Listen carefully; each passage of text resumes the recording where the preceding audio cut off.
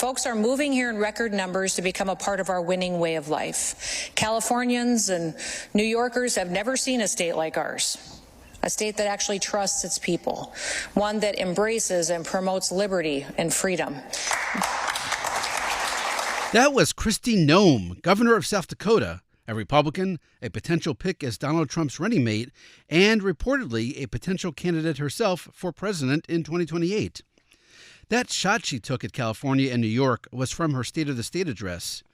Kristi Noem wasn't the only governor this year who used a State of the State address to take a shot at other states. Many more did. In fact, there seemed to be more negative mentions of other states than the traditional target, Washington, D.C. In this podcast, we examine this year's crop of State of the State addresses. Our focus, governors who knocked other states, states whose governors happened to be from opposite parties. It happened a lot in 2024. So to make this manageable, we've added a filter, a twist. We're hearing specifically from governors who might run for president in 2028. Because in this episode of C-SPAN's The Weekly, it's the war between the states of the state addresses. Instead of the blue versus the gray, the Civil War, the rhetorical Civil War, is the blue versus the red. Hi, it's John from C-SPAN. Imagine 45 years ago, when there were just a handful of television networks, C-SPAN first went on the air bringing an unfiltered view of government directly to America's living rooms. No spin, no commentary, just pure democracy in action. And it's Janae from C-SPAN. It was a bold experiment. We finally had a front row seat to Congress, the White House, and the campaign trail, all without government funding. As we celebrate 45 years and a legacy of unfiltered access, we ask for your support of a donation in honor of over 4 decades of service. Your gift, no matter how big or small, will help maintain this vital resource for access to the democratic process. And you can help ensure another 45 years of witnessing history unfold and empowering citizens to be informed and engaged in the political process. Visit cspan.org/donate today and join our 45th anniversary campaign. Thanks for supporting C-SPAN, your unfiltered view of government. Visit cspan.org/donate today to make your gift of support. Thanks. Another line from South Dakota Governor Kristi Noem's State of the State address, and another shot at a blue state. We have been able to market our state as a Second Amendment haven. My Office of Economic Development is actively working to recruit firearm businesses from states that do infringe on our Second Amendment rights. Last year, California became the first state in America to levy a special tax on guns and ammunition. We immediately invited California gun manufacturers to move here to South Dakota. Kristi Noem might become Donald Trump's running mate. Here's a Republican governor who likely won't, Ron DeSantis of Florida. He ran for president in 2024 and may run again in 2028. In his State of the State address, he name-checked 3 blue states and a blue nation's capital. Cities throughout the land have decayed. Washington, D.C. has experienced its deadliest year in more than 2 decades, and San Francisco has fallen into a doom loop whereby crime, homelessness, and drug abuse have eviscerated the quality of life in the city. Other states have enacted policies that have sparked an exodus of their residents out of their states. In Illinois, residents are saddled with high taxes, while spendthrift politicians continue to spend and borrow at some of the highest rates in the nation, with massive unfunded liabilities that will require even higher taxes in the future. Of course, soft on crime policies have devastated public safety in major cities like Chicago. California's per capita spending is triple that of Florida, and yet they face a $68 billion budget deficit. Their violent crimes up, robberies are up, and a recent Stanford University study shows that businesses are leaving in droves. Florida now has millions of more residents than New York State, yet New York's budget is twice the size of ours here in Florida. They have a $4.3 billion deficit. We now have more manufacturing jobs than New York and have added twice as many jobs as New York in the past year, and our unemployment rate is close to 50% lower than that of New York. Speaking of Ron DeSantis, Iowa Governor Kim Reynolds endorsed him in the 2024 Republican primary over Donald Trump. Yet she has made the list of potential Republican candidates in 2028. In her State of the State address, Governor Reynolds cited her partnership with a red state, not Florida, Texas. States are generally focused on domestic policies, on what's happening here in our communities. But over the last few years, states have been forced to deal with foreign threats, sometimes because the federal government has refused to carry out its constitutional duty. The crisis at the southern border is at the top of that list. Thankfully, our men and women in uniform continue to answer the call, to step in where their national leaders have failed. In August and September, 109 Iowa National Guard soldiers and 31 state troopers and special agents from the Department of Public Safety were deployed to the U.S. southern border in Texas to support Operation Lone Star. They worked alongside the Texas National Guard and Highway Patrol, combating criminal activity along a 1,200-mile stretch of the Rio Grande. They manned illegal points of entry, worked human smuggling and drug trafficking cases, and apprehended nearly 3,000 illegal migrants. And Governor Reynolds took a shot at California. Children who can't read by third grade are 4 times more likely to drop out of high school, which dramatically increases their chances of being arrested, using illegal drugs, and having poor health. Yet 35% of Iowa's third graders aren't reading proficiently. Again, it's better than most states. About 60% of California third graders don't meet that mark. Another Republican governor who ran for president in 2024 and may run again, Doug Bergham of North Dakota. He gave his State of the State address with a PowerPoint and tossed in a lot of blue states. We also set a goal. We said, hey, we wanted to have the highest GDP per capita in the nation. How are we coming on that? Well, we've moved up. We're in the top 8 here. But take a look at this list. It might be a little small to read on the big screen, but every one of those states on there is a blue state. We're the only red state, if you can use those words there. But New York, Wall Street, Massachusetts, biotech, Washington, Twitter, Amazon, Microsoft, California, Silicon Valley, Connecticut, and Delaware, close to the New York metro area. Colorado, I don't know, maybe that's legal marijuana, I'm not sure.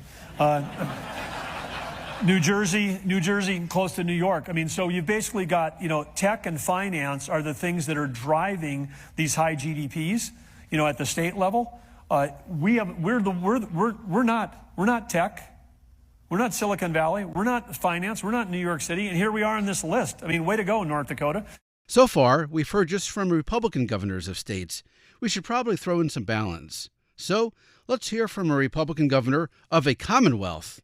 From Virginia, here's Glenn Youngkin. Virginians are in charge of our destiny. No one else. And that means we also put power where it belongs, with the people. We must reject the current misguided law that allows California to dictate our vehicle laws.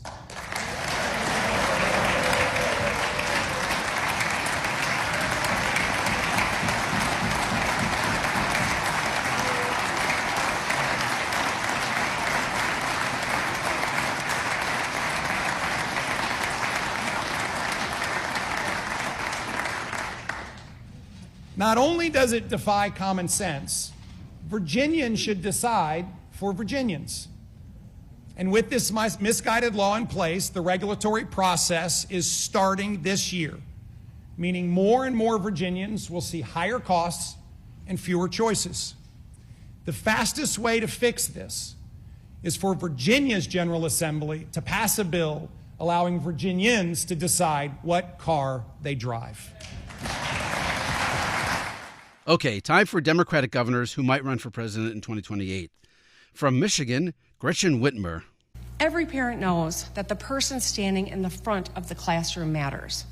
In some states, educators are being undermined, micromanaged, and even criminalized just for doing their jobs. In Florida, teachers are disrespected and book bans are rampant. Heck, just 2 weeks ago, a district banned the dictionary. The dictionary. In Texas, nearly 1 in 3 teachers aren't even certified. That's not how you improve education. In Michigan, we're forging a different path. We're sending a message loud and clear. We support our teachers. And here's New Jersey Governor Phil Murphy. Here in New Jersey, before that dreadful Dobbs decision came down, we codified the right to an abortion. We had long ago restored funding for Planned Parenthood and family planning services after 8 years before us of zero funding. And later this year, thanks to the leadership of Senator Shirley Turner and Assemblywoman Verlina Reynolds Jackson's Trenton Zone, we will take another step. Women will be able to walk into a New Jersey pharmacy and buy birth control without a prescription.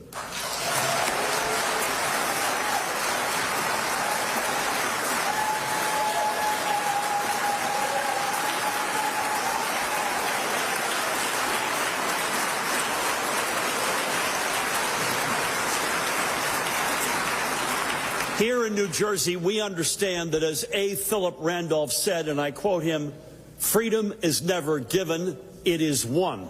And we are winning freedoms for everyone. Because if lawmakers in states like Florida and Texas think they can rip away rights from our fellow citizens, we've got news for them: not in the Garden State. And a footnote, we're going to squeeze in the Oklahoma State of the State address. Republican Governor Kevin Stitt hasn't been reported as a potential presidential candidate in 2028, but he did praise red state Florida and knock blue state New York. Listen to this. New York, they have 19.8 million people, and their annual budget is $233 billion a year. Florida, one of the fastest growing states, it's actually bigger than New York, with 22 million people. Their annual budget is half that, about $116 billion a year. Florida doesn't have an income tax. New York is at 10.9%. And Governor Stitt cited a popular TV show to go after blue states again. Kevin O'Leary from the Shark Tank came to visit Oklahoma a couple weeks ago. And as he explores places to make new investments, he says he would never invest in states like California, New York, because of their overregulation and their taxes. Oklahoma has the business environment he is looking to tap into.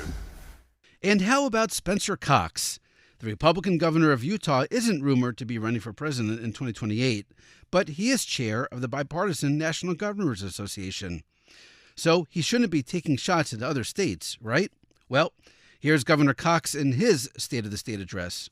I want Utah to be the best place to live in the nation. I want Utah to be the best place to start a business. I want Utah to be the best place to have a family. And if that attracts people, well, we live in a free country and a free market. Now, don't get me wrong, you guys. I would love to build a wall around our state and get California to pay for it. But I know that is not going to happen. We've heard Democratic governors attack Florida and Texas, and Republican governors attack New York and California. Now let's hear Illinois Democratic Governor J.B. Pritzker. He, too, is reportedly a potential candidate for president in 2028. And like the other blue state governors, yes, he takes a shot at a red state. But first, get this, he takes a shot at another blue state, and it's a big one. Our fiscal house is in order, and we are able to keep our communities and our commitments to those communities and to the people of Illinois. This year's budget proposal is focused and disciplined. And because of the responsible actions we took in the last few years, paying off state debt and treating federal pandemic relief as one-time revenue, we are not facing the budgetary challenges that other big states are this year. California, for example, has a $38 billion deficit to contend with. Meanwhile, Illinois' budget is balanced. Yes, you heard right, California. But rest assured, Governor Pritzker also took on a red state, a big one too, and he did something the other governors didn't do. He named the governor of the state he was attacking. Over the last 18 months, more than 35,000 asylum seekers have arrived in Illinois. Most of them landed here in buses sent by Governor Abbott of Texas. Abbott willfully planned the arrival of these individuals in locations and at times that would engender the maximum chaos for the city of Chicago and for the asylum seekers themselves. Children, pregnant women, and the elderly have been sent here in the dead of night, left far from our designated welcome centers, in freezing temperatures, wearing flip-flops and T-shirts. Think about that the next time a politician from Texas wants to lecture you about being a good Christian. Now, out of fairness, you probably want to hear what Texas Governor Greg Abbott, a Republican, and California Governor Gavin Newsom, a Democrat, had to say in their State of the State addresses. After all, as you heard, lots of other governors went negative on their states. Well, you can't. This year, neither one gave a State of the State address. And now, a bonus clip from another potential presidential candidate in 2028, Colorado Democratic Governor Jared Polis. Not mentioning another state, but teasing his own political future. You know, as I look around this room, I see a few of you who might have announced campaigns for other offices. We're sorry that we risk losing you. We want to keep you busy here, whether it's Congress, county commissioner, mayor, city council. And frankly, I want to thank you for your desire to continue to serve. There's been some buzz about what might be next for me as well. I don't pay much credence to it, but nevertheless. But I'm ready to put an end to the speculation. With the competition gearing up in the next few weeks, I want to announce I'm ready to try out for the Colorado Rockies this spring. Who needs legislation when you can have home runs? And frankly, we all know they could use the help. And yes, Governor Polis did toss a baseball in the air when he said that. And since you've listened to a whole podcast about State of the State addresses, let's give you a treat, a rare second bonus clip. It's from Pennsylvania and another governor who might run for president in 2028. Pennsylvania is the only state with a divided legislature. Democrats control the lower chamber and Republicans control the upper chamber. So it's no surprise that Democratic Governor Jeff Shapiro did not take a shot at another state, whether red or blue. But he did something no other governor did in an address to the General Assembly. He spoke a little Yiddish. Come on. Y'all should be for decent wages. Come on. Man, let's be real. Our minimum wage has been stuck at $7.25 an hour for 15 years. 15 years. You know what that is? That's a shonda. And if you don't know what that means, go ask the budget secretary later. It is time we raise our minimum wage to $15 an hour here in Pennsylvania. Well, you don't have to ask Pennsylvania's budget secretary what a shonda is. We'll tell you right now. It's something that is so shameful, it's a scandal. Let's use it in a sentence. How about this? If you're not searching the C-SPAN video library, well, that's a shonda. That's it for this episode of C-SPAN's The Weekly. Thanks for listening, and happy searching.